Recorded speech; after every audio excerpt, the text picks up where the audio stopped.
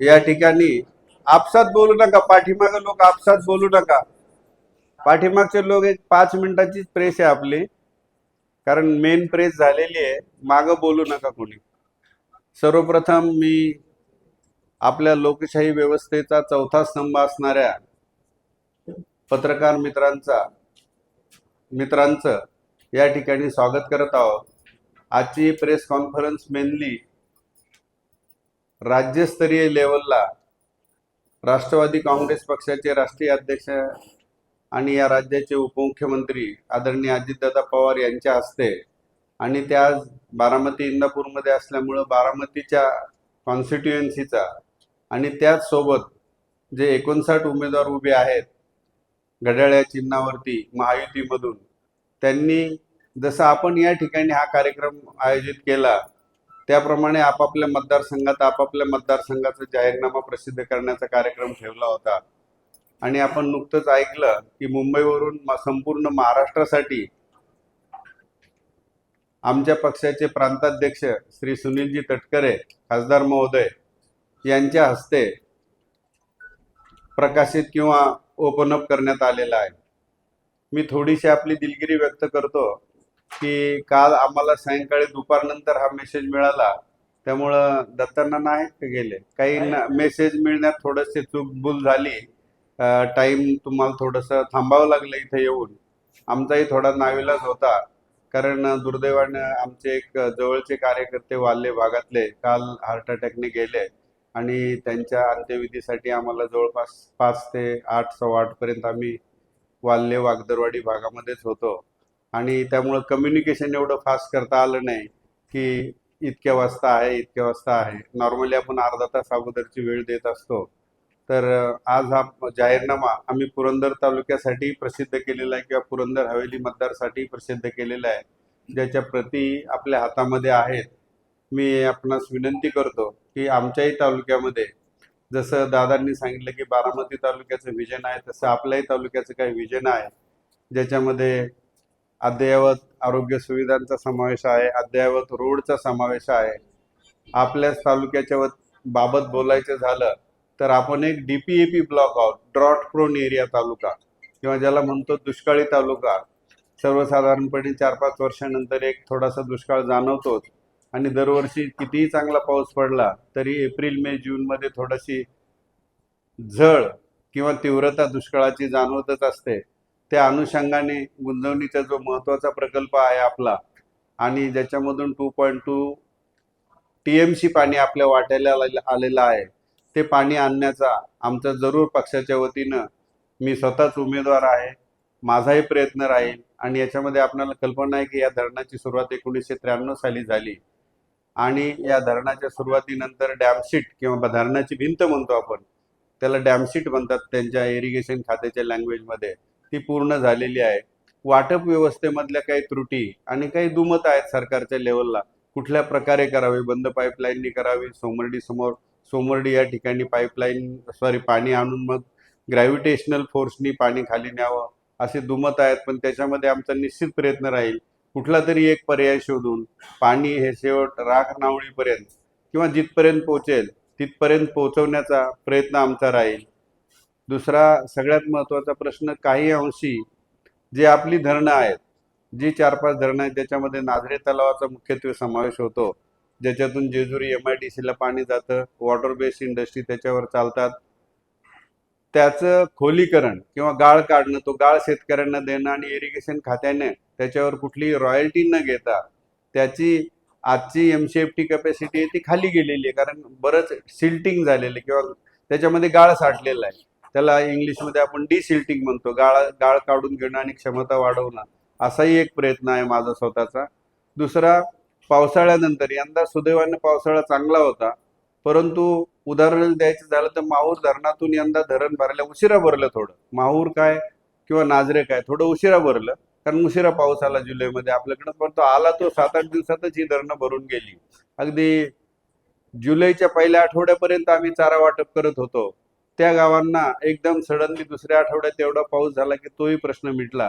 तर हे जास्तीचं पाणी, पावसाळ्यानंतर जे जास्तीचं पाणी वाहून जातंय किंवा वीर डॅम मधून जे पाणी विसर्ग केला जातो, ते पाणी जॅकवेलच्या माध्यमातून जर वरती आणलं, ज्याला आपण खळदचा पूर्व भाग म्हणू, शिवरी म्हणू, तक्रारवाडी म्हणू, जेजुरीचा पश्चिम भाग म्हणू, या भागापर्यंत आणलं, ज्याच्यामध्ये शिवरीचाही समावेश आहे, आणि तिथं वरती छोटे छोटे किंवा मध्यम आकाराचे साईडच्या उपलब्धतेनुसार तळे केले, तर त्याचाही आपल्याला उपयोग होईल, जेणेकरून निदान दुष्काळाची तीव्रता कमी व्हायला मदत होईल. आपला प्रश्न चांगल्या पावसाच्या वेळेवर किंवा मध्यम पावसाच्या वर्षामध्ये शेवटच्या 3 महिन्याचा असतो. तो जर आपण 1 महिन्यावर आणू शकलो तर बऱ्याच अंशी तोही उपयोग होईल. जेजुरीला MIDC झाली. ह्या MIDC मध्ये 15,000 कुटुंब 15,000 कुटुंबांचा रोजगार, ज्याला आपण म्हणतो कुटुंब चालतात, किंवा 15,000 लोक त्या ठिकाणी नोकरी करतात आणि त्याच्या आधारे त्यांचा संसार प्रपंच चालत असतो. त्याच्या विस्तारीकरणाची पुढची फेज जर घेता आली, मग राखनावळी भागामध्ये जी बागायती पट्टा सोडून जी जिरायत जमीन आहे, त्या भागामध्ये जर आपल्याला MIDC फेज 2 करता आलं, तर आणखी 10-15,000 कुटुंबांसाठी रोजगार उपलब्ध होऊ शकतो, असं माझं स्वतःचं धोरण आहे. स्पोर्ट्स कॉम्प्लेक्स बाबत एक छोटासा स्पोर्ट्स कॉम्प्लेक्स देवाला सरकारने मंजूर केलेला आहे, पण म्हणावं तशी त्याच्यामध्ये पुढची प्रगती झाली नाही, अंदाजपत्रकीय तरतूद होऊ शकली नाही, त्याच्यामुळे तिथल्या सुविधा अजून वाढवता आलेल्या नाहीत. त्या वाढवण्याचा प्रयत्न राहील. MIDC बाबत मी आपल्याशी ऑलरेडी बोललो. आणि सगळ्यात महत्वाचं, ह्या तालुक्यामध्ये शिक्षणाचं प्रमाण चांगलं आहे, हुशार विद्यार्थी आहेत. आपल्या तालुक्यामध्ये सगळ्यात जास्त सरकारी अधिकारी आहेत, सगळ्यात जास्त IT क्षेत्रातले अधिकारी आहेत. हे आपल्या बऱ्याच लोकांना माहीत नसेल की आपल्या तालुक्यातील बरेचसे युवक हे परदेशातही IT क्षेत्रामध्ये काम करत असतात. मग इंग्लंड असो, अमेरिका असो. अगदी हिवरेगावचे अविनाश कुदळे नावाचा मुलगा एक स्वतःची IT कंपनी ओन करतो, ज्याचं जिल्हा परिषद शाळेच्या हिवरेच्या स्कूलमध्ये शिक्षण झालेलं आहे.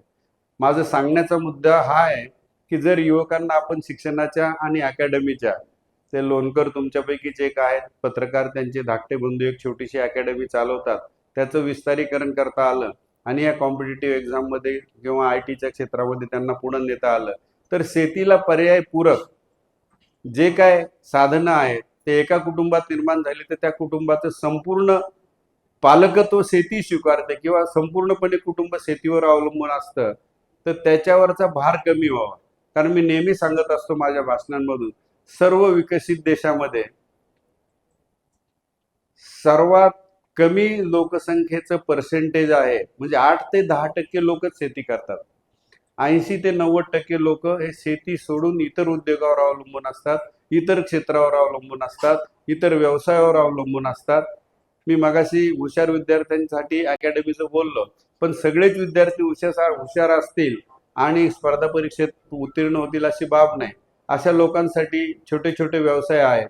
त्याच्यामध्ये फॉर एक्झाम्पल आपल्याकडे सीताफळाचं प्रमाण चांगलं आहे, अंजिराचं प्रमाण चांगलं आहे, आणि याच्यामध्ये तरुणांनी स्वतःहून उडी सुद्धा घेतलेली आहे. त्याच्यावर प्रक्रिया करून जर आपण त्यांना मार्गदर्शन करू शकलो तर व्यवसाय निर्माण होईल, तिथंच इतर कुटुंबातल्या 4-10 मुलांना रोजगार मिळतो आणि तो त्या शेतकऱ्यांचं उत्पादनही वाढतं.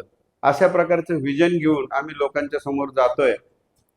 याच्यानंतर मी पत्रकार मित्रांना विनंती करतो, काही स्पेसिफिक प्रश्न याबाबत असतील तर तेवढे विचारावेत. धन्यवाद. आपण आपला एक मुद्दा घेतलाय, पुरंदर उपसाच्या बाबतीत कधी पाणी फिल्ट्रेशन करून देण्याबाबत आपण सांगितलं. मला एक सांगायचं की पुरंदर उपसाची बाबत अशी मागणी होती की जर डोंगराच्या कडेने जर पाणी पाईपलाईन आली तर संपूर्ण भागाला पाणी पुरवठा होईल. परंतु दुर्दैवाने आज गावाच्या मध्य भागातून पाईपलाईनची व्यवस्था केली आणि शेतकऱ्यांना जे शेती काही चढावाची शेती आहे, पूर्व पट्टा बघितलं तर त्या लोकांना वैयक्तिक खर्चातून ते पाईपलाईन करून न्यावं लागतं, त्यासाठी ₹1,000 लोक खर्च आहे. तर त्या शेतकऱ्यांना आपण शासनाच्या माध्यमातून आपल्या पाईपलाईन करून देण्याबाबतचं काही नियोजन करणार आहे का? नाही, माझ्या निश्चितपणे ते डोक्यात आहे. तुम्ही खूप चांगला मुद्दा मांडला आणि त्याचं उत्तरही तुमच्या प्रश्नात दडलेलं आहे की जर आपण डोंगर माथ्याच्या कडेने पाणी आणलं तर ग्रॅव्हिटेशनल फोर्सनीच लोकांना पाणी मिळेल. पुन्हा त्यांना जॅकवेल सारखं टाका, पंप टाका आणि शेताकडे पाणी लिहा असं करावं लागणार नाही. आणि पुरंदर उपशामध्ये पाणी मिळतंय, ज्या अर्थी ऊस पिकतोय, म्हणजे पाणी मिळाल्याशिवाय ऊस पिकत नाही किंवा कारखान्याला जात नाही. मग माळशिरस पासून दिव्याच्या पूर्व भागापर्यंत असेल, दिव्या प्रॉपरमध्ये ऊस नसेल परंतु इतर इतर पिकांसाठी तर निश्चितपणे पुरंदर उपसाचं पाणी येतं. परंतु आम्ही म्हणजे दिवेगाव हे टेलला आहे, शेवटी आहे. त्यामुळे काही प्रश्न येतात की ज्या वेळेला पाणी सोडण्यासाठी आम्ही दिवेगावासाठी विनंती करतो त्यावेळी पाणी सोडलं जातं, पण मधले लोक त्या ठिकाणचे चोरी किंवा आपल्या गावचं आधी करून घेऊ. तर याच्यासाठी एक सिस्टम प्रशासनाने एक सिस्टम बसवून द्यावी की रोटेशन कसं बसवावं या गावांचं, याच्यासाठी जास्तीत जास्त प्रयत्न राहील. मग त्या अधिकाऱ्यांच्यावर सर्वच गावचे लोक दबाव टाकतात, मोर्चा नेतात. आम्ही सारखे फोन करत असतो, इतरही सर्व राजकीय पक्षाचे कार्यकर्ते लीडर्स त्या ठिकाणी फोन करत असतात. परंतु शेवटी प्रश्न असा आहे, जर पाणी सगळ्यांना मिळते त्याच्यातले सिस्टमॅटिक फॉल्ट फक्त आपल्याला दूर करावे लागतील. पाणी मिळाल्याशिवाय काय आजची पिकं निघत नाहीत. पिकं निघत आहेत याचा अर्थ पाणी येत आहे, फक्त 2 दिवसांनी येण्याऐवजी 4 दिवसांनी येत आहे, 4 दिवसांनी येण्याऐवजी 6 दिवसांनी येत आहे. ती सिस्टम बसवण्यासाठी आम्हाला जर संधी मिळाली तर इरिगेशन खात्याशी एक स्पेसिफिक त्या प्रकारचं धोरण आखून रोटेशन सिस्टम ज्याला म्हणतो ती व्यवस्थित बसवण्याचा प्रयत्न राहील. सर वृद्धांसाठी भरपूर योजना आहेत, महिलांसाठी पण आहेत. त्याच्यामध्ये खरंच पाहिलं तर तरुण रोजगार जे आहेत प्रश्न आहे त्यांच्या नोकरी संदर्भात किंवा व्यवसाय संदर्भात. मी हेच बोललो ना की स्पर्धा परीक्षेतून सर्वच क्लास 1 ऑफिसर किंवा क्लास 2 ऑफिसर किंवा IT ऑफिसर होणार नाही, किंवा ITच्या डिग्रीज घेऊन सगळेच IT ऑफिसर होणार नाही. त्याच्यासाठी जशी जेजुरीला आज 15-16 हजार युवक काम करतात, युवक युवती काम करतात, तशा प्रकारची आणखी सेकंड फेज ऑफ MIDC हे ह्या तरुणांच्या उद्योगासाठी धोरण राहील. तर सर तुम्ही राष्ट्रवादी काँग्रेसमधलं उभा आहात. आता जर तुमच्या शेजारी पाहिलं तर राष्ट्रवादी काँग्रेसमध्ये महत्वाचे चेहरे अजूनही दिसत नाही. काय सांगाल? राष्ट्रवादी काँग्रेसचे तालुका अध्यक्ष सुद्धा आता तुमच्या बरोबर नाही, तालुका अध्यक्षांच्या आता सगळ्याच गोष्टी ओपनली बोलता येत नाही. त्यांच्या आई ऍडमिट आहे. सकाळीच आम्ही रात्री जसं सांगितलं की हा प्रोग्रामच मुळे रात्री उशिरा सेट झाला आणि तुमच्याच गावाला होतो आम्ही, तुमच्या शेजारी, आणि सगळ्यांना कळवता आलं नाही. ज्यांना कळवता आलं तर दत्ता जुरंगे आहेत, इकडे बबन भाऊ येऊ शकले. अध्यक्षांशी बोललो ते ऍक्च्युली आपल्या आईला घेऊन हॉस्पिटलमध्ये नुकतेच घरी गेलेले आहेत. दुर्गाडे सरांशी बोललो, ते वाल्ल्याला होते. मलाच रात्री वाल्ल्यामध्ये रात्रीचे 8 वाजले, त्याच्यामुळे निरोप पोचायला वेळ झाला. आणि ज्यांनी निरोप दिले ते उलट तुम्हाला थोडे लवकर यायचा वेळ झाला. आमची उद्या मीटिंग आहे, जिल्हाध्यक्ष त्याला येणार आहे, सगळे लोक त्याच्यात एकत्र राहतील. आता ही प्रेस कॉन्फरन्स ऑनलाईन होती, सगळ्या महाराष्ट्रासाठी होती, की आपल्या एकट्या तालुक्यासाठी आणि बारामती एवढ्या दोघांपुरतीच मर्यादित नव्हती. सर्वजण उद्या एकत्रितरित्या आम्ही मीटिंगला दिसणार आहोत तुम्हाला. धन्यवाद. साहेब त्या यंदाच्या ठिकाणी चहा पाण्याची डाव्या बाजूला व्यवस्था केलेली आहे, चहा घेऊन जावं. यंदाच्या निवडणुकीत महत्वाचे मुद्देपदी आंतरराष्ट्रीय प्रकल्प आहेत.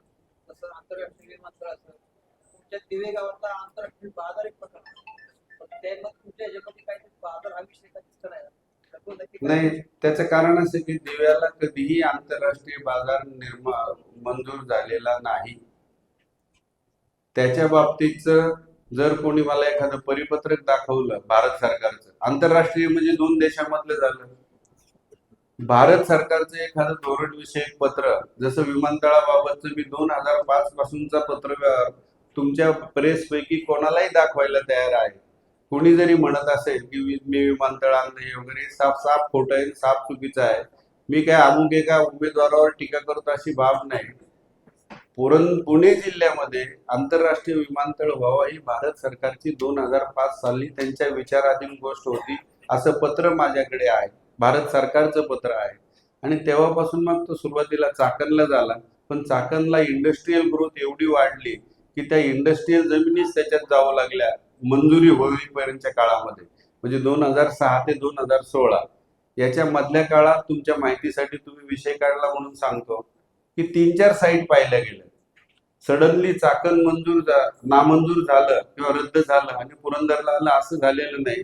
त्याच्यामध्ये 4 ते 5 साईट तपासण्यात आल्या आणि आपल्याकडची साईट तपासून मग ती मंजुरी त्या ठिकाणी देण्यात आली. परंतु शेवटी जमिनी शेतकऱ्यांच्या जाणार आहे. शेतकऱ्यांना न विचारता याच्यात काय करावं असं माझं मुळीच मत नाहीये. कारण ज्याला आपण स्टेक होल्डर म्हणतो, ज्याचा इंटरेस्ट बाधित होतोय, त्याला त्या ठिकाणी विचारात घेतलं जाऊन मगच तो पुढे जावा. आंतरराष्ट्रीय बाजारतळाच्या बाबतीत मी म्हटलं की कुठल्याही प्रकारचा आंतरराष्ट्रीय बाजारतळ मंजूर भारत सरकारच्या वतीने करण्यात आलेला नाही. हवेली तालुक्यात हे सगळे गडबड झाली, तुम्ही लोकांनी खूप आवाज उठवला म्हणून हवेलीच्या कृषी उत्पन्न बाजार समितीचं उपकेंद्र आम्ही इथे करू म्हणे. आता म्हणजे डोंगर पोखरून उंदीर काढल्यासारखं आहे मराठीतल्या म्हणीमध्ये. म्हणजे आंतरराष्ट्रीय बाजारतळ होणार होतं, त्याच्याऐवजी तिथल्या एपीएमसी, दुसऱ्या तालुक्यातले एपीएमसीचं उपकेंद्र इथं काढू असं एक पत्र त्या अधिकाऱ्यांनी जारी केलं. त्याही पत्राची कॉपी आहे आपल्याकडे. याच्या व्यतिरिक्त तुमच्याकडे कोणाकडे तुम्ही प्रेसमध्ये आहे म्हणजे तुम्ही सगळ्या विषयांशी टचमध्ये असता, तुमच्या मुंबईच्या कलिगशी पुण्याच्या कलिगशी टचमध्ये असता. तुम्ही कोणीही आंतरराष्ट्रीय बाजारतळ दिव्याला मंजूर झाल्याचं एखाद्या ओळीचं पत्र भारत किंवा महाराष्ट्र शासनाचा पणन विभाग बघत असतोय असं दाखवलं तर मी वाटेल ते तुमच्या समोर हरेल असं म्हणणं योग्य ठरणार नाही. आपण सार्वजनिक जीवनात प्रत्येक शब्द बॅलन्सली वापरला पाहिजे. आम्ही कुठल्याही प्रकारचे अगदी कॉन्फिडेंटली सांगतो असं कधीच काही घडलेलं नाही, घडलेलंच नाही. ती कुठून आली बातमी आणि कुणी आणली आणि कशासाठी आणली हे त्यांनाच विचारा. म्हणजे विजय बापूंनाच विचारा, त्यांनी आणलेली बातमी आहे. माझं त्यांचं काही वैर नाही किंवा माझी शेजारी जमीन नाही, त्यांची बांधाचं भांडण नाहीये, असं कधीच काय मंजूर झालेलं नाही. असलं तर त्यांनी तुम्हाला आधी दाखवा, मग मला दाखवा. मी त्यांची माफी मागेल की हा आंतरराष्ट्रीय बाजार मंजूर झालाय. पत्र तर निघेल ना, जसं विमानतळ मंजूर झाल्याचं एक पत्र निघालेलं आहे, 3-4 वर्षाचा पत्रव्यवहार आहे, एवढी मोठी फाईल आहे त्याची. तसं बाजार मंजूर झाला म्हणजे ही प्रक्रिया काय 1-2 वर्ष चालते. त्याचा सर्वे झाला असेल की इथं कुठले प्रॉडक्ट विकायला येतील, कोण घेणारे गिराईक असतील, कोण स्टेक होल्डर असतील, कोण शेतकरी असतील, या सगळ्यांचा स्टडी होऊनच ते होणार. मला वाटतं एवढं क्लॅरिफिकेशन त्याच्यावर भरपूर आहे. धन्यवाद. दिवे परिसरात आयटी पार्क होणार. नाही, ITI पार्क व्हावं अशी आमची इच्छा आहे. IT पार्क व्हावं अशी आमची इच्छा आहे. कारण IT पार्क ही एक अशी इंडस्ट्री की ज्याला अमोल कमी पाणी लागतं. म्हणजे वॉटर बेस्ड इंडस्ट्री ज्याला म्हणतो ना, काही इंडस्ट्रीज असे असतात त्याला भरपूर प्रमाणावर पाणी लागतं ना, आपल्याकडे तीच तर कमतरता आहे. तर कमी पार्क असणारं IT पार्क व्हावं अशी आमची इच्छा आहे. त्याच्यातून चांगल्या प्रकारे रोजगार निर्मिती होऊ शकते. आणि आता सुदैवाने आपल्याकडे 6 लेन रोड झालाय, दिव्यापर्यंत तर निश्चितच होणार आहे. पहिला पार्ट बाकी आहे हडपसर ते झेंडेवाडी, पण झेंडेवाडीचं लोणंद आज जवळपास पूर्ण झालंय. तुमच्यापैकी बरेच जण त्याच्यावरून दररोज प्रवासही करतायत. तर त्याच्यात ते झालं तर त्याप्रमाणे भरपूर रोजगार या ठिकाणी उपलब्ध होईल. धन्यवाद.